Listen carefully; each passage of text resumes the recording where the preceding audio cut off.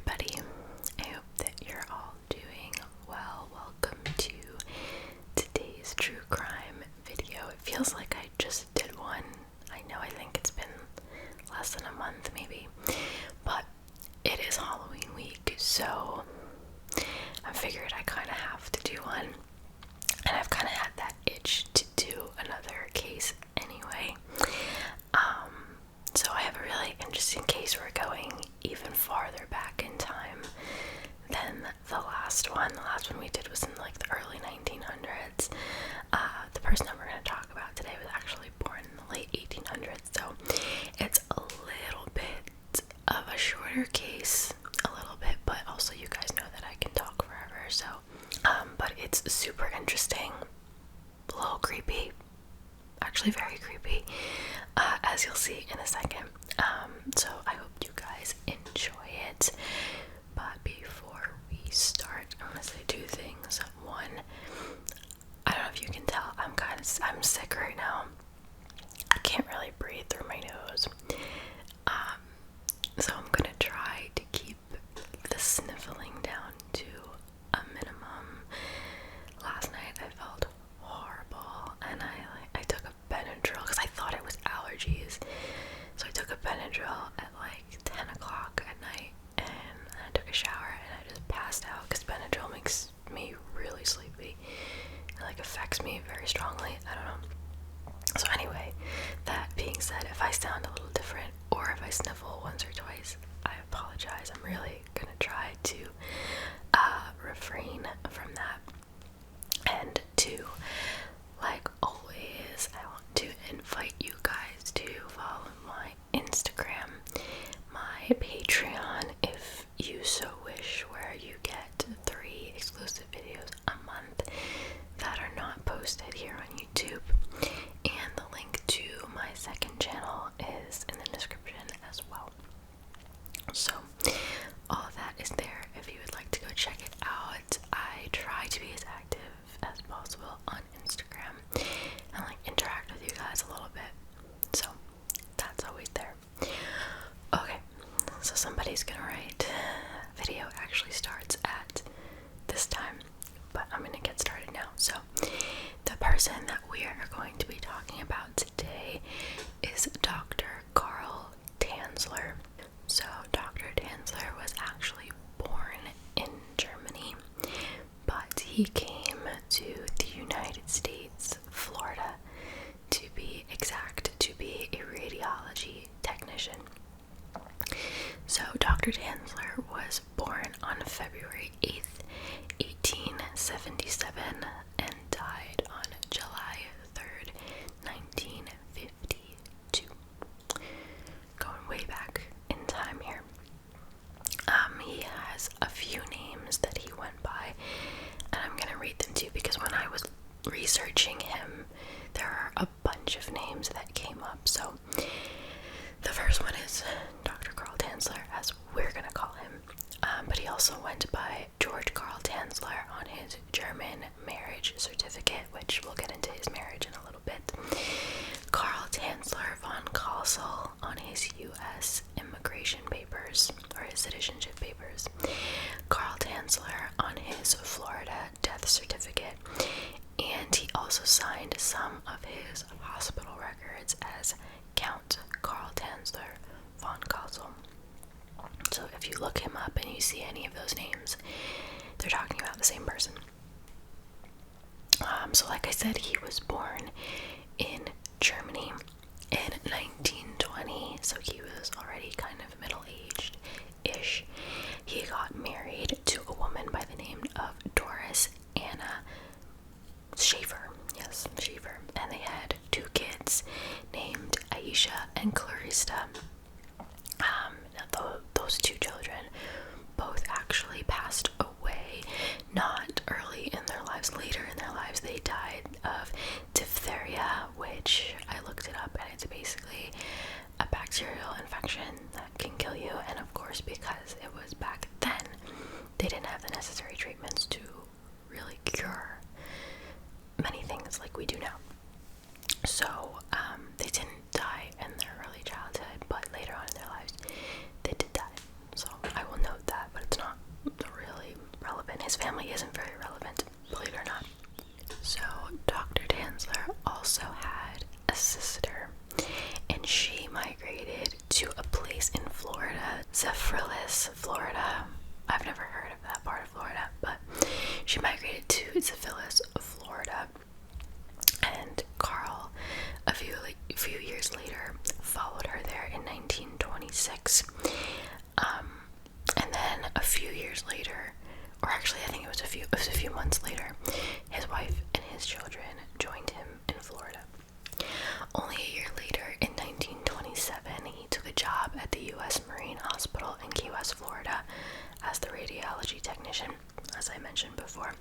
And he actually left his family in 𝓢𝓸𝓬𝓲𝓪, Florida. So he was still legally married, but he left his wife and his children. I don't exactly know why they didn't follow him there, but they stayed there, where his sister was, I guess. And he went to live in Key West by himself. So now here is the most important thing that I'm going to say so far that's going to set the basis for what we're going to talk about and what Carl Tanzler did. So although he was legally married and he liked this woman enough to have children with her and whatever, Carl Tanzler still believed that his one true love was still out there. He believed that there was a woman in the world somewhere that was made just for him and that was going to make him super happy, and he didn't believe that it was his wife. And the reason that he believed this is that he claimed from early childhood and even into his early adulthood, he would have these visions, and it was his late ancestor, Countess Anna Constantina von Kassel, who he said would appear to him and show him a vision of what his true love looked like. And every time that she showed him this vision, he would see this like tan-skinned, very dark hair, exotic looking woman. Okay, so that's the woman that he was holding out for. So on April 22nd, 1930, Carl's life changed forever. He was working at the hospital where he met this woman who was a patient. Her name was Maria Elena Milagro de Hoyos. She was 21 years old. She was beautiful, and she matched the description of his vision perfectly. She was this beautiful, young, exotic woman, and she was actually known in that area. She was the local beauty. Everyone knew who she was. Everyone knew that she was beautiful. She had been brought in by her mother for an examination. I guess, she hadn't been feeling well or something was off with her.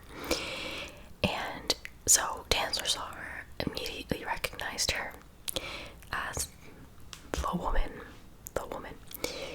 and immediately fell in love with her, even though, he didn't really know her. She was also legally married to a man by the name of Luis Mesa, but Luis left her when she suffered a miscarriage of their child. So she was still legally married, but he left her and went to Miami. So yes, Maria and Carl had that in common, where they were both legally married, but they were separated from their family, I guess. That bird is so loud. I'm gonna say, I hope you can't hear it, but I know that you probably can. So I'm sorry for that. Anyway, so Carl Tanzler's love very quickly turned into an obsession. And soon after meeting her, and soon after her examination was conducted, it was discovered that Maria had tuberculosis. And so she became like a regular patient in the hospital, and because Dr. Tanzler loved her so much, he couldn't bear the thought of her not making it, of not beating the disease.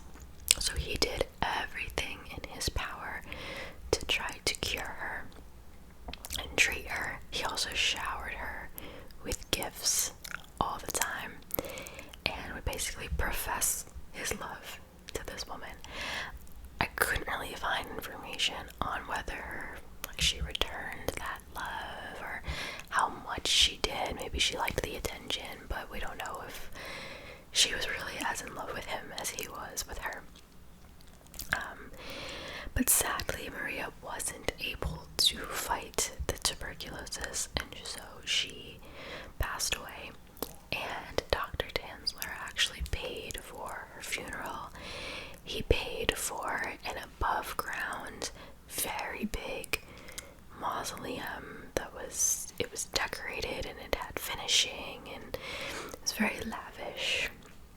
He paid for it all, and I read that he did get permission from her family, from her mother, to pay for it all. So I guess they did have some sort of relationship, so, you know, or else it wouldn't make sense for his family to be like, yeah, you can pay, if they didn't really know him. Do you know what I mean? So I guess he really didn't seem creepy at first. He was just in love with their Maria. So he paid for it all, paid for the mausoleum, and he would sit by it every night. He would visit pretty much every single night to be with her. So here's where it starts to get a little funky. So it is unclear as to what triggered what I'm about to tell you now in Carl's brain, but he started to hear Maria's voice call to him and tell him to free her from her stone prison. He also believed that when he sat by her mausoleum every night, her spirit would speak to him. When he sang to her, he would sit there and he would play her favorite Spanish song to her every night, and he claimed that he heard her and he felt her spirit, and that she was encouraging him to break her out of that mausoleum. So a few years later, in 1933, so 3 years later, Carl actually went into the mausoleum and took her body home with him. And this part makes it even creepier. He carted her home in like a child's red wagon, you know, with the really long arm that you pull it, because it puts the image in my head of him carting home a corpse out of a cemetery in a child's red wagon. I don't like that visual. Okay, but here's where it's gonna get just a little graphic, but here's what he did with her body.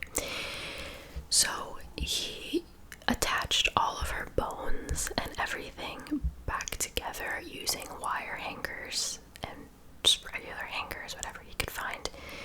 He put her bones back together.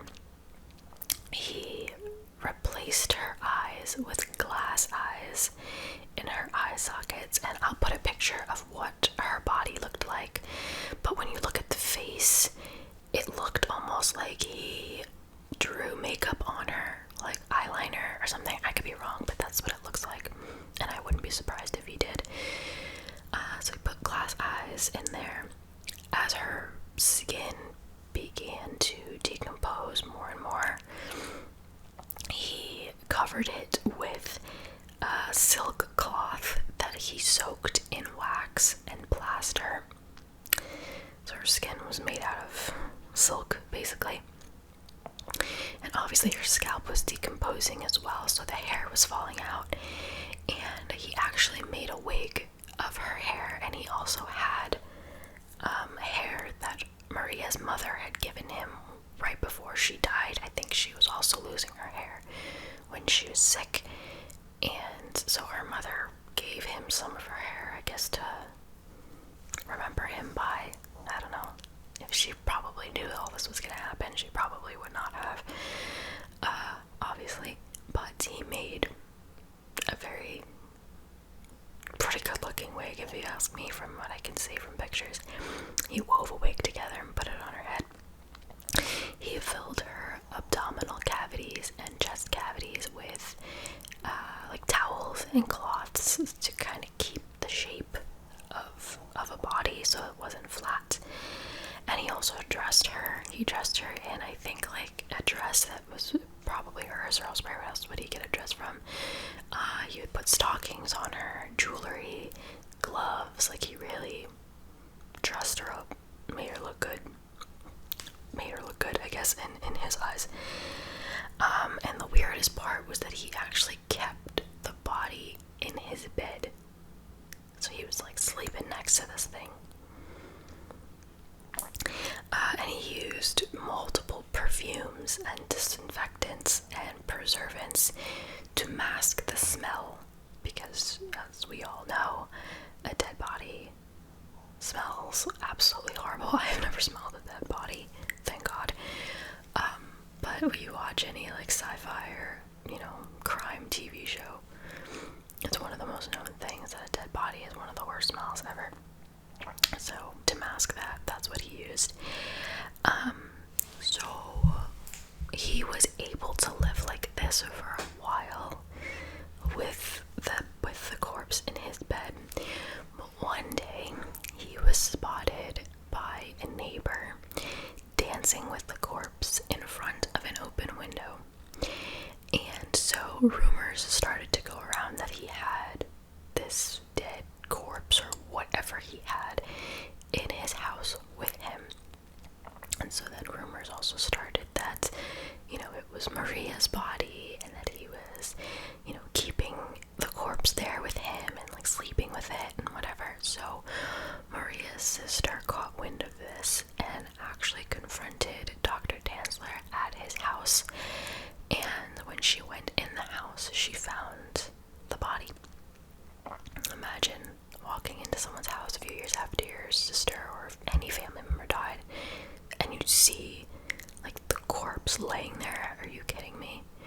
So she immediately went to the authorities, and Dr. Tanzler was arrested and detained. He was immediately put through a psych evaluation, where he was deemed mentally sane and mentally fit to stand trial. Obviously, there were a few screws loose, but they deemed him mentally sane and, competent enough to go to trial like a normal person.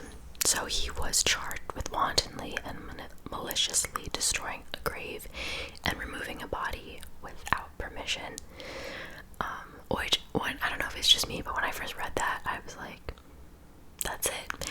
But when you think about it, yeah, that's what he did. He didn't break any other law or whatever. It's just so twisted and gross to me that he would do that. That in my mind, I'm just like, lock him up forever. We don't need a person like that on the streets. But that's what he was charged with. So in 1940, he was sent to, he was gonna stand on trial and whatever and go through the whole thing. But the case had actually expired and too much time had passed. So he was released. And think about it, he stole the body in 1933, and they're gonna, have a trial 7 years later. I don't know exactly how long he had her in his house. I don't know if months passed or years passed, until Maria's sister found out what was going on. But yeah, he was released, and he didn't have to go to jail or anything. He was arrested and detained when it happened, but he didn't have to actually serve a prison sentence. So that's great. But Maria's body was examined by many physicians and pathologists, which, if you don't know, pathologists are the ones that study diseases and stuff like that. And she was also, her body was put on display at a funeral home, which I think is really messed up. I don't think that was necessary. I don't know, but it was a known thing. Word travels fast, and everybody knew what had happened, and people wanted to see what he did to her and what her body looked like. And she was actually viewed by 6,800 people. So many people went to go see her. But eventually she was put back into the Key West Crest Cemetery, and they put her in an unmarked secret location where no one really knew where she was but her family. There was no headstone, there was nothing to show that nobody could, tamper with the corpse further. Just leave her be, as it should have been. There were many that studied for signs of necrophilia, which is like a sexual fetish for the dead. And when asked if he had sex with the body, he said no.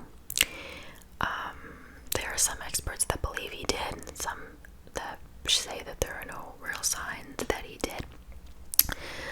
I don't even want to say this next part, but I'm gonna say it anyway. On the corpse down there was a tube, and some of the experts said that could have been used to have sex with the body, but that has neither been confirmed nor denied, so we will never know, and honestly I don't want to know. So as for Carl, he moved to another area of Florida that was actually very close to where his wife still was. Their children had died, like I said before, but his wife was still very much alive, and she actually was the one that took care of him in his late days and supported him. Go figure. But Dr. Tanzler's obsession with Maria never ceased. He was still very much obsessed with her, very much in love with her, and he used a forensic death mask, which from what I understand is like an imprint of like a person's face. I don't know how he would get that. I don't know. I tried to find out. I don't know where he got it, but he used a forensic death mask as a base for this, like, what do they call it? A life-sized dummy of Maria that he made. I don't know what he made it out of, but he made a life-size dummy of her and kept it in his bed. Okay. And he kept it in his bed until he died in July of 1952. And he was found 3 weeks after he actually died. So sometime had passed, and I'm sure he didn't smell that great either. There are rumors that they found him in the arms of the dummy, which, again, that could just be a rumor, or that also wouldn't surprise me if he laid down in her arms and wanted to die with her holding him. I don't know. Maybe he knew that he was going and placed himself there. I don't know. And that is how he died. So he may not have been psychotic or anything, but there was something going on in that brain of his. And I read articles where people think that this is the most romantic story. I mean, obviously, yeah, he did love her, but there are certain lines I feel that you just don't cross. And I feel like he crossed a lot of them. I don't think this is a romantic story. Let me just put that disclaimer out there right now. But there are people who have, as the article claimed, dark sensibilities, who believe that this was a happy story and he died in the arms of the woman he loved. I don't know. But that is the story of Dr. Carl Tanzler and his love, Maria. So, yeah, that I think is all I have for this case. There wasn't too much going on, but if you picture everything that happened, it's kind of a lot. So, I hope that you guys enjoyed this video. Let me know your thoughts on this case down below. Maya, can you not? She's so annoying. But let me know your thoughts and leave requests for me down below on what other cases you want me to do. If you want me to do some unsolved, I like to do solved, as you can tell, because it gives me some closure. But if you want do some unsolved or some like missing person cases. And I don't really do those, but if you want me to, I will. Just leave your requests down below. But thank you guys so much for watching, and I will see